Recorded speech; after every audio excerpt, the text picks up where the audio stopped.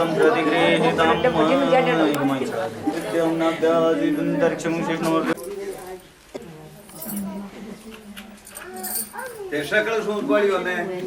कृष्णा जय श्री कृष्णा श्वेतहाराय मंगलाय सुपादहस्ताय राम आसोटा जलादिनाथाय नमो नमस्ते। सालासर बालाजी प्रकट स्थल मंदिर में आज बालाजी के मंदिर में आज भागवत कथा प्रारंभ हो रही है। अभी मंदिर से कलश यात्रा निकलेगी, कलश पूजन हो रहा है। ठाकुर जी का मंदिर में कलश पूजन हो रहा है।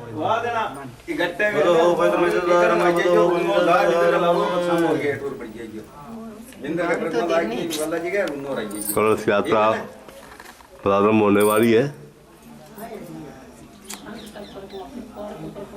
पहला सब आई हुई है कलश लेने के लिए।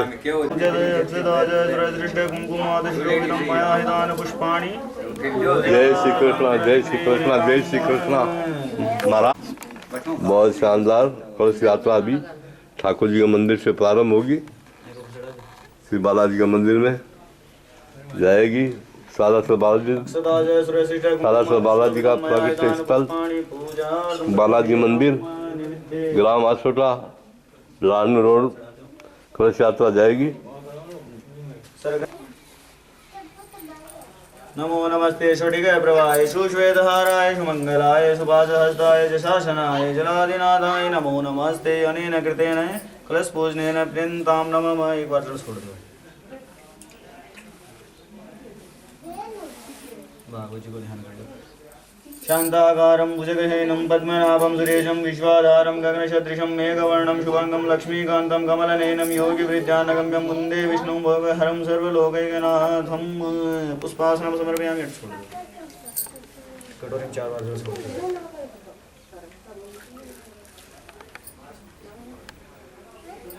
आद्योर्वाद्यम् अस्तिवर्गं मुखे यदन्नेनातिरोहति एतावान् महिमादो जायां च पूरुकः पादोस्य विश्वभूतानि त्रिपादस्यामृतं दिवि त्रिपादोर्धोदित्पुरुकः पादोस्य आभवत्पुनः ततोऽप्यपन्वेग्रामशासनानशने अपि ततो विराजो अधिपूरुकः सजातो अतिर्जितपश्चात् भूमिमतो पुरः तं लग्नं बर्हिः प्रोक्षन् पुरुकं जातमग्रतः तेन देवायन्त सद्यारिकयजि अन्पूर्वया निविदाहो मये वयं भगं मित्रमदिनं दक्षमृतमणं वरुणभ्यो सोममयो पुष्पान् कृष्णेन नाभ्यासीदन्तरिक्षं शिष्णोर्देवो समवर्ततः भद्रां भूमिदृशः श्रोत्रा तथा लोकान् कल्पयन् निविद्यन्ते आत्मयञ्जलं समर्पयामि।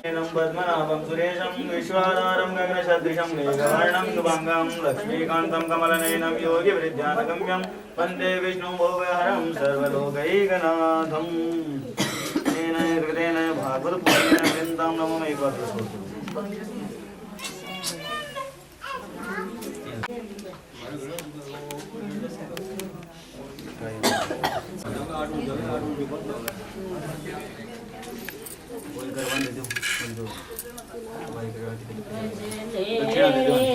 कोई साँझ से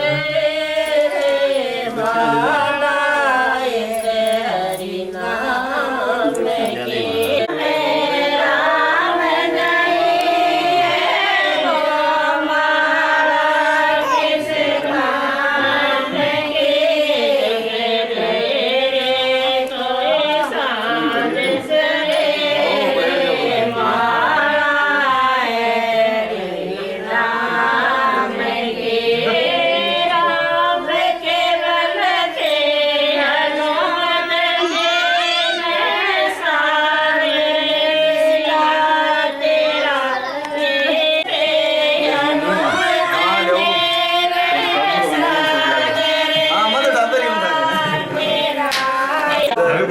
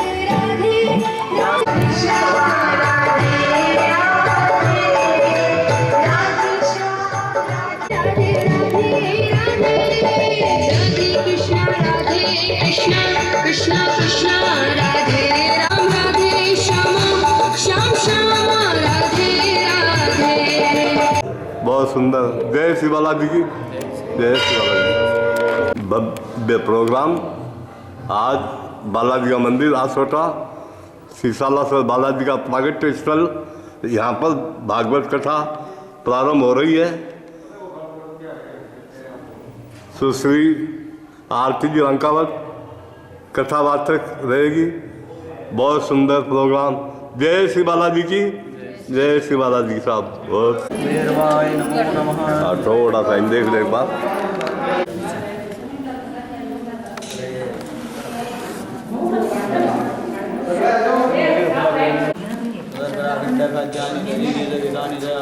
भोजम जय नित्यम प्रतिप्रेतम कटोरी में 2 बार जल छोड़ दो।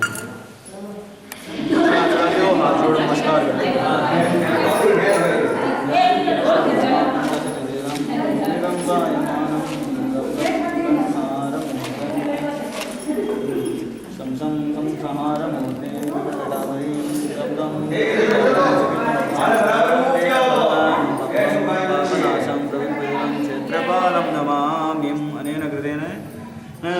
तम बटुक भैरवाय पूजनम किंताम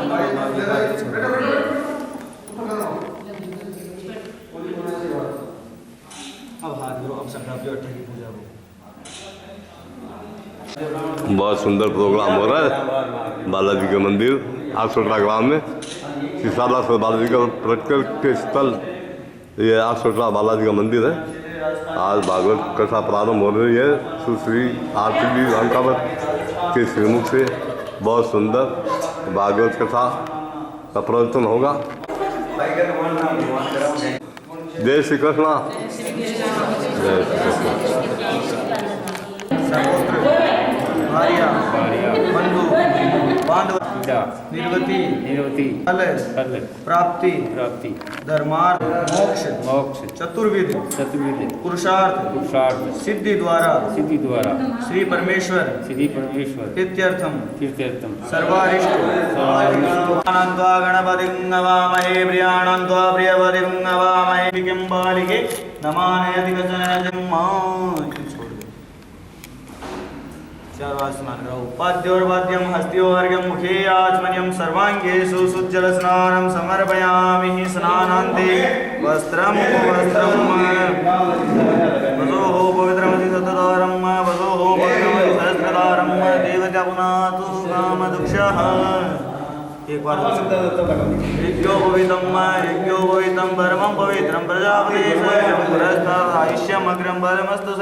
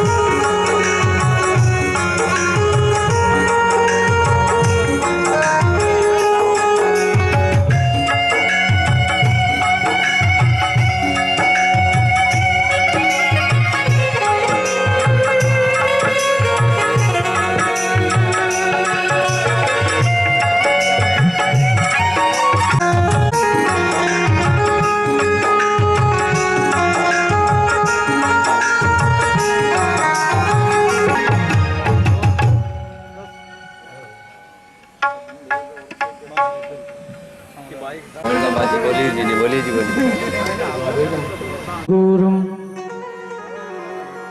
करुणावतारं संसारसारं भुजगेन्द्रहारं सदा वसन्तं हृदयारविन्दे नमोति भगवान की आरती भागवती भगवान की आरती पापियों को पाप से हटाती पापियों को पाप से हटाती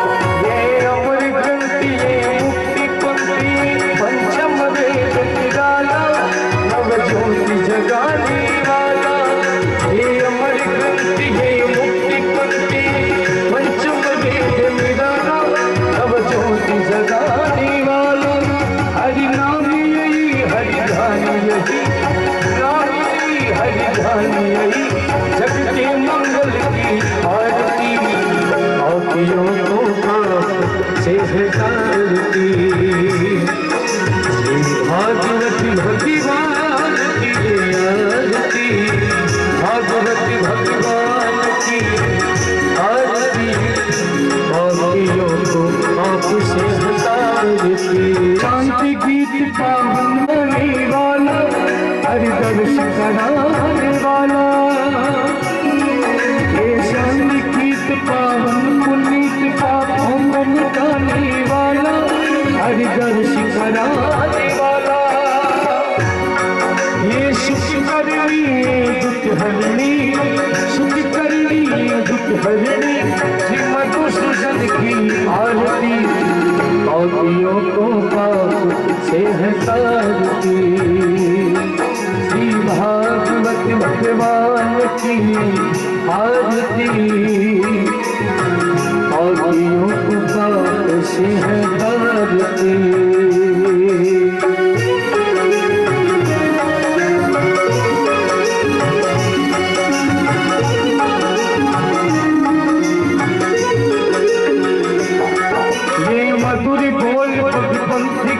सत्य मार्ग पकाने वाला, बिगड़ी को बनाने वाला।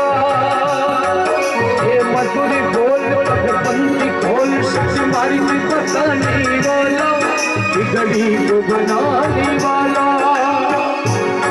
श्री राम यही, घनश्याम यही, गोविंद यही।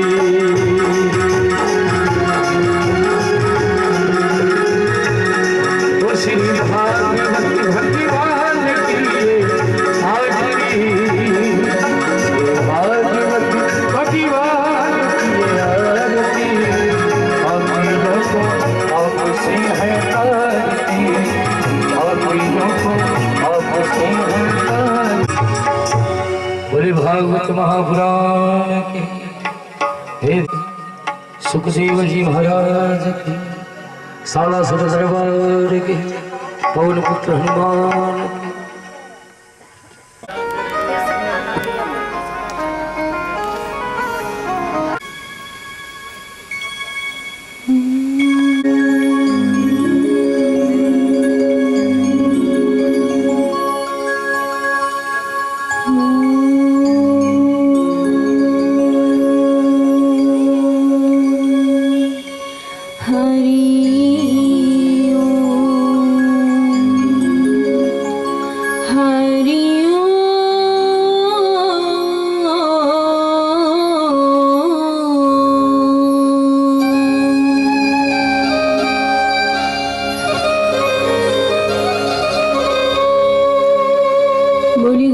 भगवान की जय हो, बोली सरस्वती मात की जय हो, भागवत महापुराण की जय हो, वेद व्यास जी महाराज की जय हो, नारायण भगवान की जय हो, सच्चिदानंद भगवान की जय हो, बालाजी महाराज की जय हो, खाटू नरेश की जय हो, ठाकुर जी महाराज की जय हो, राजा रामचंद्र भगवान की जय हो, संत समाज की जय हो, सनातन धर्म की जय हो।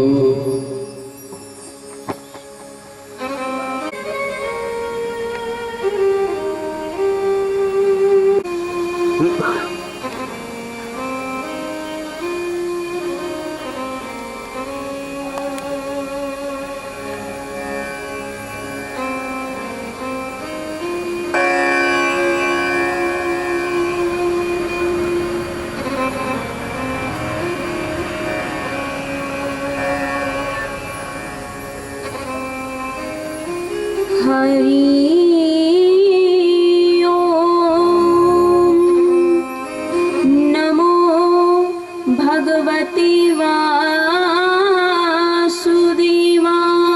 नमः। स्वस्ति श्री गणेशाय नमः। स्वस्ति श्री सरस्वती नमः।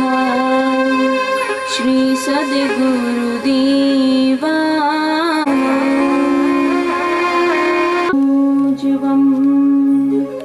मारुततुल्यवेगं जितेन्द्रियं बुद्धिमतां वरिष्ठं वातात्मजं श्रीरामदूतं शरणं प्रपद्ये।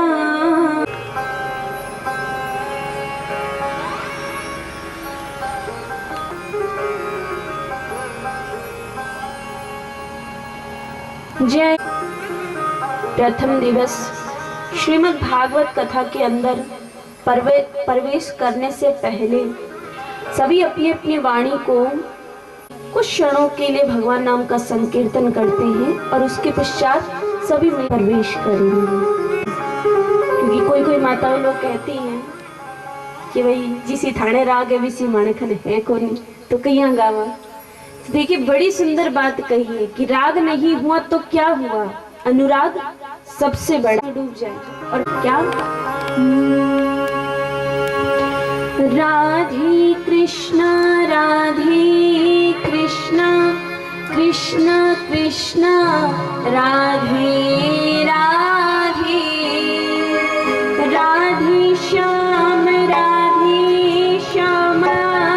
श्याम श्याम राधे राधे, राधे कृष्ण कृष्ण कृष्ण राधे राधे, राधे श्याम श्याम श्याम राधे राधे, राधे श्याम श्याम श्याम राधे राधे, राधे कृष्ण कृष्ण कृष्ण राधे राधे, राधे श्याम श्याम राधे राधे,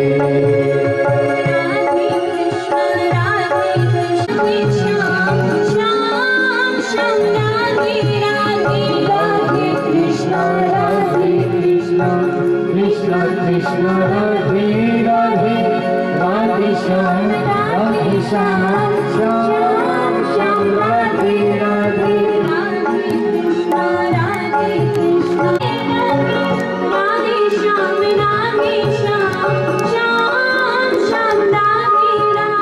राधे कृष्ण कृष्ण कृष्ण राधे राधे, राधे श्याम श्याम राधे राधे। राधे अखिलेश्वर अकरुणामृणाल्य भक्तवर्जित कल्पतरुतरिदित विदित पीताम्बर धारी श्री नारायण भगवान के चरणों में कोटि कोटि नमन।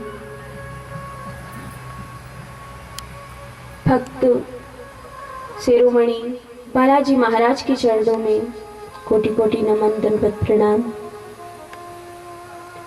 और भागवत महापुराण के चरणों में दंडवत प्रणाम। शंकर भगवान के चरणों में दंडवत प्रणाम। माँ कुल देवी के चरणों में दंडवत प्रणाम। श्री वेद व्यास जी महाराज के चरणों में दंडवत प्रणाम। परीक्षित जी महाराज के चरणों में दंडवत प्रणाम। और ग्रामीण के, क्षेत्र के जितने भी देवी देवता हैं उनके भी चरणों में दंडवत प्रणाम। संत समाज के चरणों में दंडवत प्रणाम। माँ सरस्वती को हृदय से प्रणाम। और जितने भी कथा पंडाल में उपस्थित भक्तगण हैं, श्रोतागण, दादा तुल्य, दादी तुल्य, माता तुल्य, पिता तुल्य, भाई तुल्य, बहन तुल्य, सभी को मेरी ओर से जय श्री कृष्ण, राधे राधे।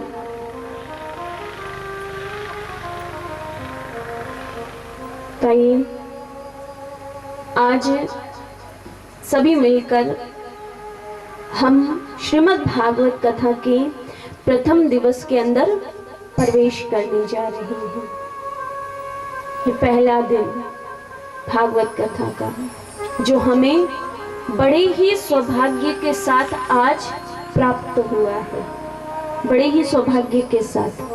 ऐसा मत सोचना कि हमने बस विचार किया कि कथा में जाना है, बैठना है, कथा सुनना है, तो हम ऐसे ही अपने मन से ही आ गए और बैठ गए और कथा सुन ली। बिल्कुल भी नहीं। भगवान की अनंत कृपा हम पर हुई है, तभी जाकर हमें ये भागवत कथा सुनने के लिए आज मिली है। बाकी विचार किया है सच्चिदानंद, यानी कि सत्य, चित्त और आनंद। सत्य कौन है?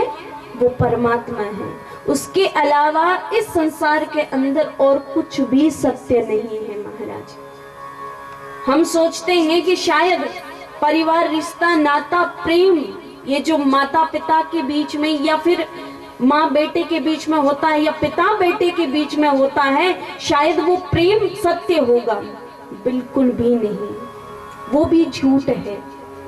हम सोचते हैं कि हमारे जीवन में जो धन आया है शायद वो सत्य हो सकता है, वो हमारी पूरी जिंदगी हमारे साथ रह सकता है, बिल्कुल भी नहीं, वो भी झूठ है। ये रिश्ते नाते महाराज कई दिन के हैं, जब स्वार्थ है तब तक है, और जिस दिन स्वार्थ छूटा उस दिन ये रिश्ते नाते भी छूट जाएंगे। लेकिन सत्य कौन है? केवल परमात्मा, जो जीवन भर तो साथ देते ही हैं और जीवन के बाद भी साथ देते हैं महाराज, जीवन भर और जीवन के बाद भी, यानी कि खत्म भी हो जाए ये शरीर तो इस आत्मा का लगाव उस परमात्मा से रहेगा ही रहेगा। ये सत्य है कि हमेशा इस सत्य के आगे इस झूठ को झुकना पड़ा है। हम कितना भी झूठ का महाराज सहारा ले ले, पर ये झूठ हमारा साथ बिल्कुल भी नहीं देने वाला है। लेकिन एक बार अगर आप अपने मुख से सत्य बोल दोगे ना, तो फिर आपका जीवन फिर ठाकुर के हाथ में है, फिर आपका जीवन का बाल भी बांका नहीं हो सकता। लेकिन झूठ का सहारा लिया तो फिर तो पतन निश्चय है, अंत। इसीलिए सत्य कौन है? केवल परमात्मा। और क्या कहा? सत्य चित्त। चित्त मतलब, चित्त का मतलब क्या होता है? एक तो चित्त का मतलब होता है प्रकाश, जो लाइट होती है ना, कि हमारे घर में तो अंधेरा हो जाए तो हमें लाइट आदि जलानी पड़ती है, लेकिन जब सुबह होती है तो दिन भर इसी प्रकाश को कौन देता है? वो ठाकुर जी देते हैं। दिन भर लाइट की भी जरूरत नहीं रहती। क्यों? क्योंकि वो चैतन्य है। कौन? प्रभु परमात्मा। उनको लाइट की जरूरत नहीं रहती, हम लोगों को रहती है। जब अंधेरा हो जाए तो फिर हमें लाइट का सहारा लेना पड़ता है, लेकिन भगवान को कभी भी लाइट का सहारा नहीं लेना पड़ता, क्योंकि वो खुद प्रकाश स्वरूप है। इसीलिए तो कहा, एक तो चित्त कहा है प्रकाश को, और एक चित्त कहते हैं जो, ऐसे तो महाराज हरियाणा तरफ हमारी कथा होती है तो वहाँ जो अखाड़े के भीतर जो कुश्ती वगैरह लड़ते हैं तो जो चित मारते हैं उसको भी एक चित नाम ऐसा बोला जाता है। हम वहाँ गए थे तब हमको ऐसा बताया गया था। तो एक तो उसको बोलते हैं, और एक चित का मतलब होता है चैतन्य। चैतन्य मतलब जागरूकता। चैतन्य मतलब प्रभु भी चैतन्य है। जिस प्रकार से एक बालक रोता है, हंसता है, उसको भी भूख लगती है, उसको भी सोना पड़ता है, बिल्कुल उसी प्रकार प्रभु को भी ये सब होता है। वो भी रोते हैं, वो भी हंसते हैं, वो भी खाते हैं, वो भी पीते हैं और वो भी सोते हैं। ये चैतन्यता का प्रभाव है महाराज। इसीलिए कहा जाता है कि हम सोचते हैं कि भगवान है तो भाई उनको भूख नहीं लगी है। कई तो घर में देखते हैं महाराज कि भगवान को जब कोई भोग लगाता है ना भक्त, तो कई दिनों से उसी पूजा घर के अंदर एक कटोरी के अंदर जो भी प्रसाद है, हम चनोरी का प्रसाद लगाए या फिर जो भी है पतासे वगैरह, तो 10-10 दिन तक वो पतासे पड़े रहेंगे और उसी पतासे पर कीड़े मकोड़े आकर महाराज चढ़ के चले जाएंगे। तो कोई पूछेगा, अब हम जैसे जाए तो पूछे भाई इतने दिन हो गए ठाकुर जी को कोई दूसरा भोग नहीं लगा, तो बोलेंगे क्या करें, हमारे घर में प्याज बनता है। तो सोचे ठाकुर जी को प्याज का भोग लगाएं, वो लगता नहीं है, तो इसीलिए सोचते कि 10 दिन तक ठाकुर जी पतासे का भोग लगाए रखेंगे महाराज। तो जब हमें रोज रोज को महाराज अच्छे अच्छे व्यंजन खाने को चाहिए, तो वो ठाकुर जी है, क्या उनको नहीं चाहिए? उनको भी तो चाहिए, वो भी तो चैतन्य है। उनको भी तो फर्क पड़ता है कि मेरा भक्त मुझे किस भाव से भज में रहेंगे, उसी रूप में। एक बड़ी सुंदर वृंदावन की कथा है गोवर्धन महाराज की। एक गोस्वामी जी महाराज नाम के एक पुजारी जी थे। वो जो गोवर्धन महाराज है उनका एक विग्रह था, वो उनकी पूजा किया करते थे। बालक रूप में रहने लगे, तो ये सत्य बात है जो बड़े बड़े संत महात्मा हैं उनसे सुनी है। कहते हैं कि एक बार उसी मंदिर के भीतर एक बिल्ली चली गई तो भगवान उस बिल्ली से डरने लगे। बिल्ली से डरने लगे तो उन्हीं ने, गोस्वामी जी ने कहा कि अरे प्रभु आप कैसे प्रभु हो, आप एक बिल्ली से डरते हो। तो भगवान ने क्या जवाब दिया कि हे गोस्वामी जी, आपने मुझे बालक की तरह रखा, इसीलिए मैं भी तो बालक का फर्ज निभा रहा हूँ, मुझे भी तो बालक बन के रहना पड़ेगा। यानी कि कहने का तात्पर्य ये है कि हम भगवान को जिस भाव से रखेंगे ना, भगवान उसी रूप में हमारे भीतर हमारे सामने प्रकट रहेंगे। अगर बालक के रूप में देखोगे तो भगवान बालक के रूप में रहेंगे। अगर पुत्र के रूप में या फिर पिता के रूप में, जो भी रिश्ता हो, जो भी नाता हो, जिस नाते के भीतर आप प्रभु को रखोगे उसी नाते में प्रभु आपके समक्ष रहेंगे। तो ये तो है चित्त का मतलब। तो सत, चित्त, और उसके बाद आता है आनंद। आनंद भी कौन है? स्वयं प्रभु परमात्मा। अभी आप कथा के अंदर आकर, मतलब कथा पंडाल में बैठे हो, तो आपको शायद किसी को जिसका ध्यान नहीं है कथा में, उसको अपना घर याद आ रहा होगा। लेकिन जो कथा में पूरा रम चुका है उसको अपना ना तो घर याद आ रहा है, ना बेटा याद आ रहा है, ना पत्नी याद आ रही है, ना पति याद आ रहा है कि नहीं? कोई याद नहीं आ रहा। इसका मतलब कि वही आनंद कंद भगवान हमारे भीतर प्रवेश कर चुके हैं, हमारे समक्ष बैठे हैं। तभी तो हमें इस कथा का इतना आनंद आता है महाराज। नहीं तो कोई 2-3 बात सुनाओ, थक जाते हैं सुनते सुनते, सामने वालों को कहेंगे अरे चुप रे, कितना बोलेगा तू। लेकिन कथा ऐसी है महाराज, जितना सुनोगे ना उतना ही ज्यादा ये मन बढ़ेगा, और सुने और सुने और सुने। तो कितनी अच्छी बात है कि ये तो हमें सामने से आकर मिली है। क्यों? घर पर जाओ, आराम से सो, फिर सुबह उठो, काम काज करो, फिर आओ और कथा सुनो, फिर घर जाओ। क्यों? ये सामने से चलकर आई है, ये पावन गंगा है। कथा क्या है? ये कथा गंगा है, सुरसरी गंगा है जो ये चलकर आई है। उस गंगा जी पर तो महाराज चलकर जाना पड़ता है। और कभी कभी तो ऐसा होता है कि कोई ना कोई कारण, कोई ना कोई अर्चना बीच में आकर बैठ जाती है कि किसी कारण से हम जा नहीं पाते। फिर प्रभु से क्या कहते हैं? हे प्रभु, बस जल्दी से हमें उस स्थान पर बुला ले, बस जल्दी से जल्दी हमें, हे त्र्यंबकेश्वर, हे महादेव, हे गंगा, जो भी है बस हमें बुला लो। लेकिन कोई ना कोई अड़चन आ जाती है, जा नहीं पाते। लेकिन कितना सुंदर है कि ये कथा तो हमारे गांव में, हमारे घर के आगे से आकर गुजरी है। जब हम इसी का ही दर्शन नहीं कर पाएंगे तो उतनी दूर जाकर महाराज फिर क्या फायदा? कोई फायदा नहीं है।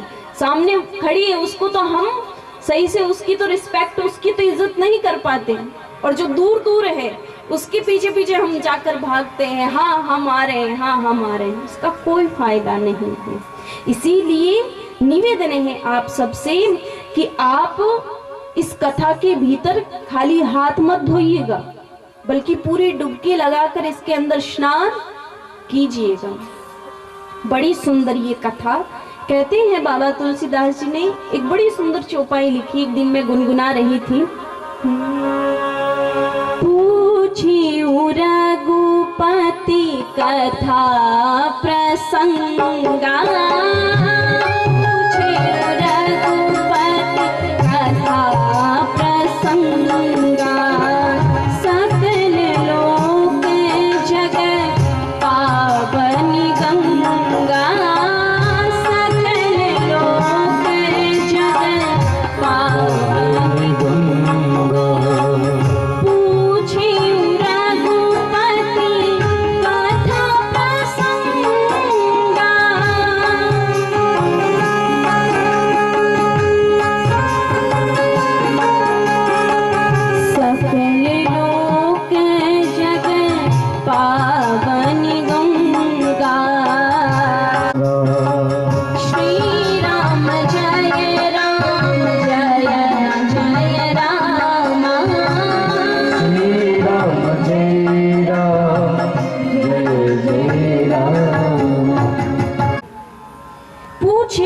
रघुपति कथा प्रसंग, सकल लोक जग पावनी गंगा।